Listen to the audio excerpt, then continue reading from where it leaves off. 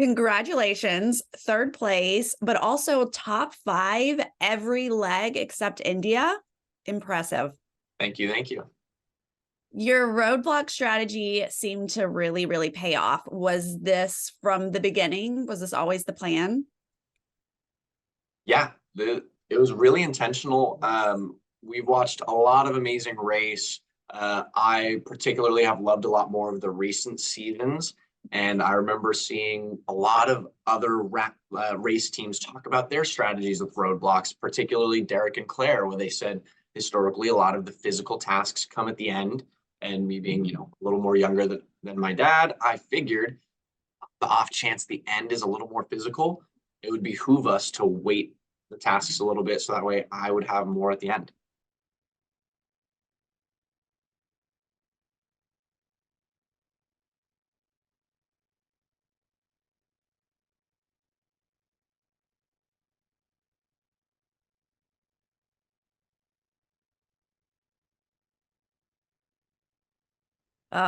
One of my favorite moments of the whole season. Love that so much.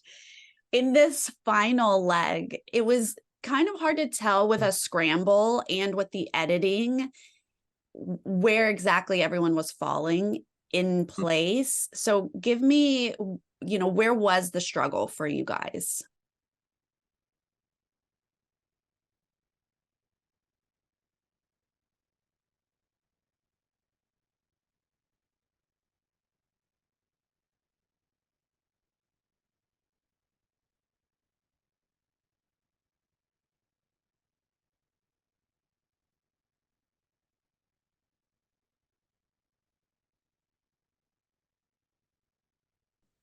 Yeah, I think with the tasks, we did really, really well. I think historically you've seen throughout the show that with any of the tasks, my dad and I do a really good job. That's exactly why you see in Sweden, we used the express pass on a roadblock and not a detour, because whenever it's us two working together, we have the utmost confidence. Like we are going to do a really good job on all the tasks. It is the Amazing Race. You got to get yourself from point A to point B to point C. And if you don't find those points, that's the game. It's not just a scramble every leg and that's all you do. It's getting yourself from A to B. And I think the adrenaline of the final leg, we were moving a little quickly.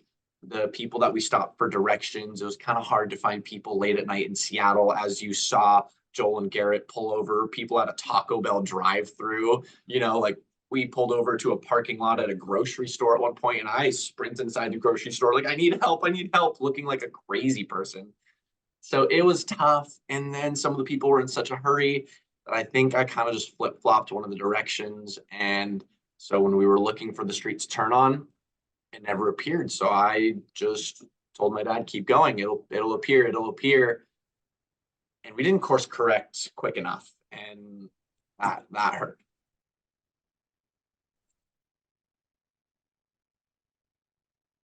Where was this getting lost? Was this during the tasks or was it after the last one?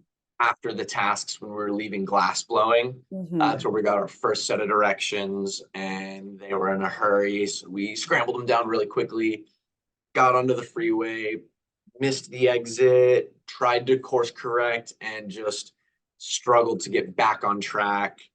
Then we got to the memory challenge, and leaving the memory challenge, made another mistake. And by that point, we knew that, all the other teams had left the memory challenge. We were already behind. So at that point, it was kind of really sinking in. And I'm sure my dad would say the same, starting to mentally prep. All right, what are we going to say in the interviews?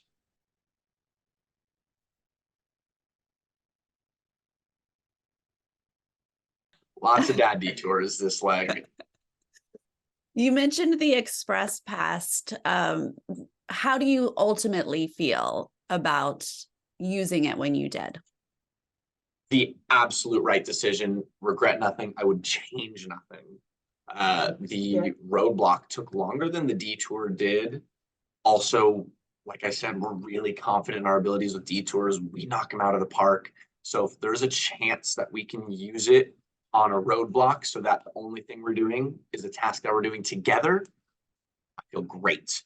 It was also, I think we were a little traumatized by flower tasks after Lotus. That one was hours. So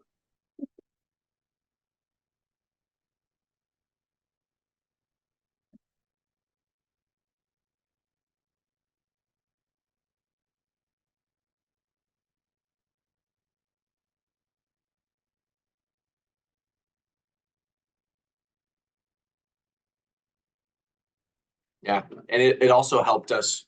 The detour was even quicker in Sweden because we were working with Steve and Anna Lee. So it was almost half the time that it would have taken because they figured out where half the things went. We figured out where half the things went. And bada bing, bada boom, we're out.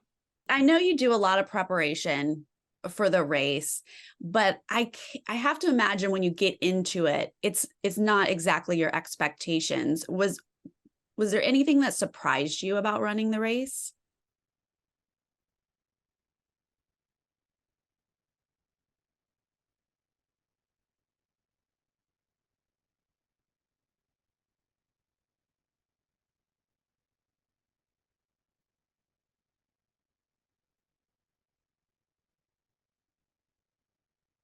Yeah.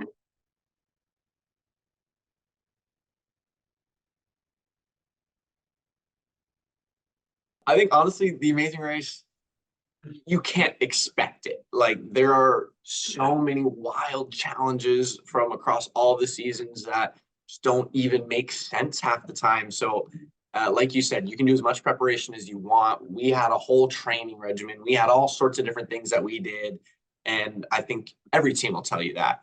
But there isn't really much you can do for the tasks. It's more sort of learning what your process is going to be for learning something new, putting together a puzzle or working together and communicating in a difficult environment for communicating. So I think it was just how on your toes you had to be at any given moment. Another thing I was surprised by is how much we really got along with all the other teams and how difficult it was to make a U-turn vote. Like that was hard. And it's one of those things where I'm like, I have so much compassion now for people that go on Survivor and have to lie to someone's face. Cause like I didn't lie to Annalie and I was like, oh man, I felt terrible. What was it like to become fan favorites and to be able to be this CODA representation? It's surreal. It's amazing the way that people have received us, and I love it because going on, people were asking me like, "Oh, what's your personality going to be? Are you going to like have a persona?" And I was like, "No, I'm just going to like, I want to be authentic. I want to just be myself." And it's really cool that people have liked the way that my dad and I interact and the way that we're representing the CODA community. It's just awesome that people are identifying with it and seeing themselves and their culture represented in how we run the race. And that really makes me happy that at the end of the day, like if someone can watch us and say, I identify with that, like, oh man, I see myself in that, that makes me so happy.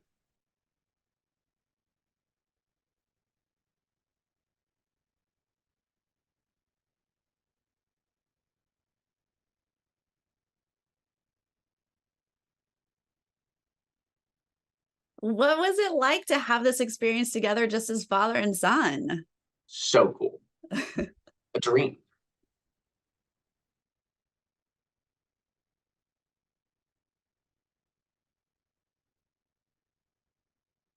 There's no one I do the race with other than Roadblock Rob, the king of roadblocks.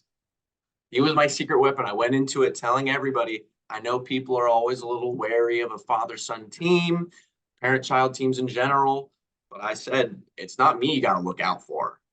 It was Rob.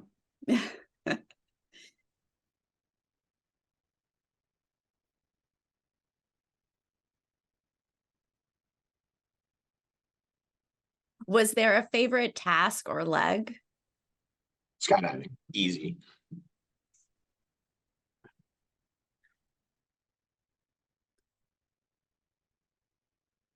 What?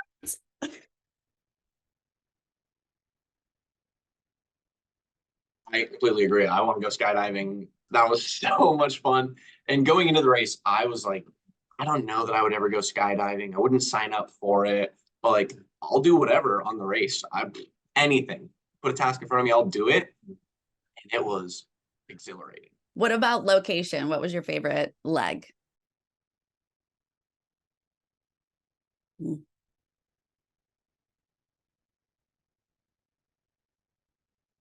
Also, I don't know exactly what brand it is, but the Slovenian sports drink, like their version of Gatorade, is outstanding. Oh, it was like one of my favorite things I tasted the entire race. I think that leg where we won the express pass was just game changing for our race and so much fun. I mean, it was amazing. And that zip line was huge.